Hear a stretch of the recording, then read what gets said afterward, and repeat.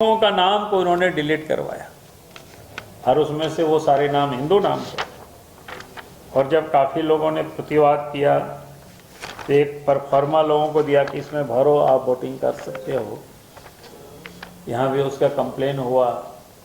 यानी आप समझ सकते हो कि लोगों के नाम को हटा देना, मतदाता सूची से डिलीट कर देना, मोहर लगवा देना, यानी कितना व्यक्ति डरे हुए हैं ये आप इससे अंदाज लगा सकते हैं। और भी उस क्षेत्र में जहाँ से मुख्यमंत्री खुद चुनाव लड़ रहा है, वहाँ की ये हाल है तो आप सोच सकते हो। वहाँ तो निष्पक्ष चुनाव होना चाहिए था कि बिना कोई, बल्कि सबसे अधिक साफ सुथरा चुनाव वहाँ होना चाहिए था। किसी प्रकार की कोई शिकायतें नहीं होनी चाहिए थी। जब मुख्यमंत्री ने इतना काम किया है, जो बार बार सब जगह पूरे प्रदेश में बखान कर रहे थे, लोगों के साथ या हम लोगों से भी कह सकते हैं कि तेज़ी से आप लोगों ने काफ़ी दौड़ धूप किया है। क्योंकि ऐसे में मैंने एक पत्रकार को देखा कि हम लोग यहाँ से वहाँ पहुँचे तो देखे कि वो भी पहुँचे हुए हैं।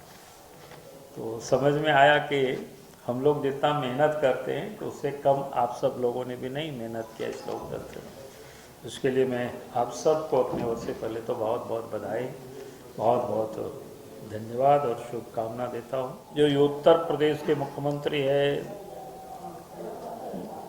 महंत आदित्यनाथ योगी जी है, मोहन यादव जी है, विष्णुदेव जी है, मोहन चरण मांझी है, भजन लाल शर्मा सहित कई प्रदेश के पूर्व मुख्यमंत्री, नेता प्रतिपक्ष या उप मुख्यमंत्री, ऐसे कई लोगों ने चुनाव में शिरकत की है।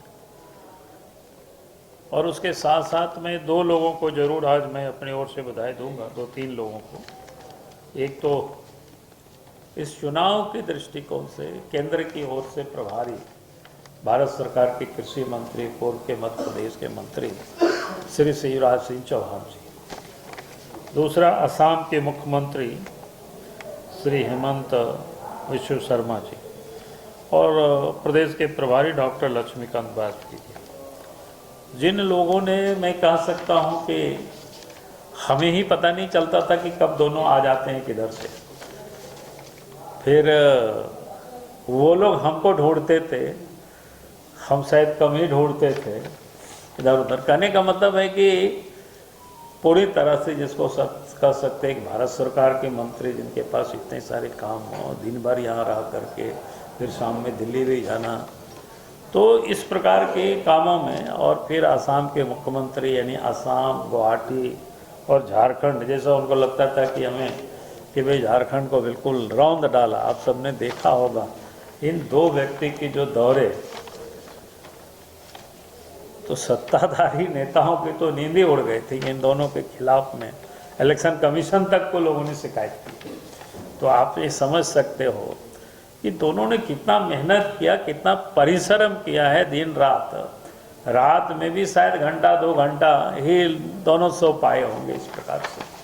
यानी जिसको कह सकते हैं कि कठिन परिश्रम जो इन सब नेताओं ने जो किया है, सबको भी हमारी ओर से बहुत बहुत बधाई। और झारखंड प्रदेश के कार्यकर्ता की ओर से इन तमाम नेताओं, उसके साथ साथ कई एक क्लस्टर में कई हमारे कई देश के अनेक राज्यों के भी या केंद्र के भी कई मंत्रीगण आए, और उन सबको भी हम बधाई देता हूं। और ये तो मैंने कहा कि एक पार्ट हुआ, रूप से बधाई देता हूं। लेकिन एक चीज़ की बड़ा अफसोस हुआ कि जिस प्रदेश का मुख्यमंत्री जहाँ से चुनाव लड़ता हूँ,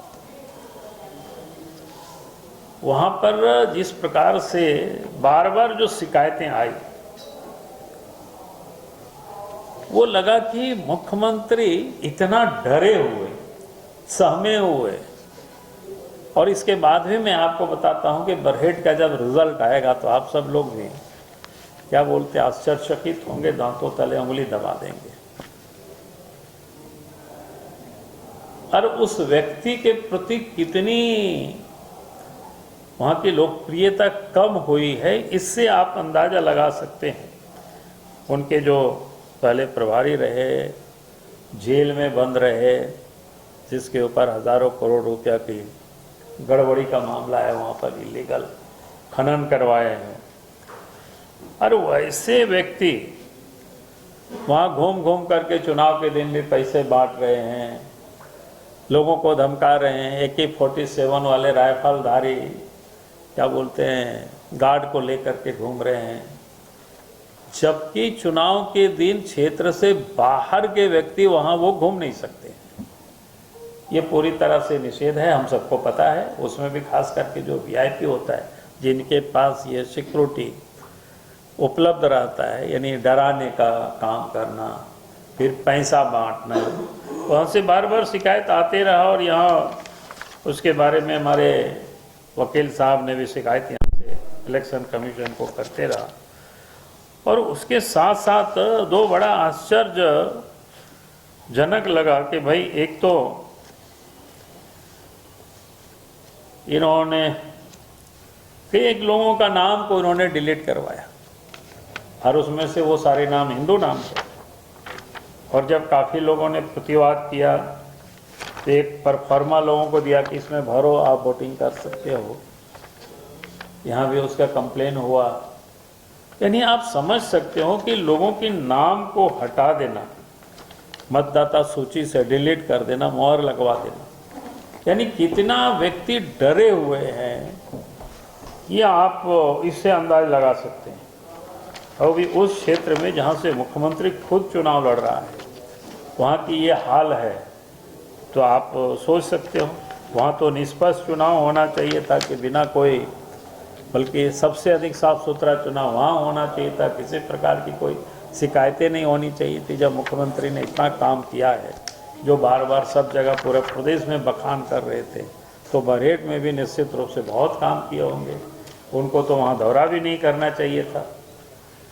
लेकिन दौरा की बात तो छोड़ दीजिए, वहाँ तो उनके गुर्गे क्या बोलते हैं कि सब राइफल लेके घूम रहा है, पैसा बांट रहा है, लोगों का नाम को डिलीट कर रहा है।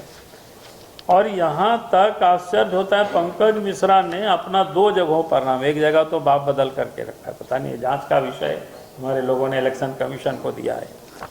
भाई साहेबगंज लोक विधानसभा क्षेत्र में भी, राजमाल विधानसभा क्षेत्र में भी उनका नाम है, और बरहेट विधानसभा क्षेत्र में भी उनका नाम है। बाकी सब नाम एक ही है, खाली मैंने पिताजी बदले हुए हैं। अब ये जांच का विषय है, हमारे लोगों ने इसके लिए भी क्या कहते हैं इलेक्शन कमीशन को लिख करके लोग दिया हुआ है। तो कितना भ्रष्ट आचरण कर सकते हैं इस चुनाव में हेमंत सोरेन जी अपने क्षेत्र में, इससे बड़ा और दूसरा क्या नमूना हो सकता है। इतना डरे हुए थे ये व्यक्ति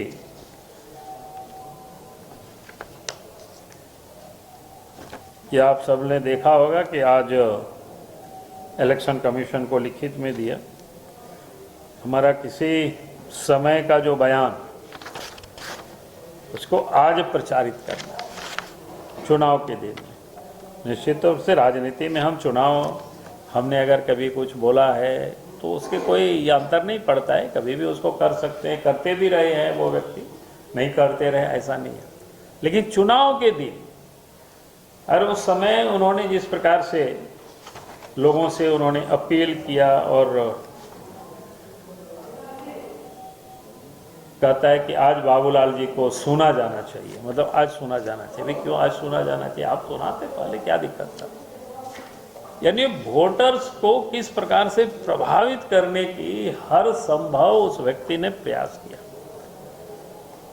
इससे बिल्कुल स्पष्ट हो गया है कि 13 और 20 तारीख के चुनाव का जो परिणाम है, जो भी आज तक हम सब लोगों ने प्राप्त सूचनाएं जो एकत्र कर रहे हैं और किए हैं, तो हम कह सकते हैं अब हेमंत सोरेन की सरकार जा रही है और भारतीय जनता पार्टी और NDA गठबंधन की सरकार आ रही है।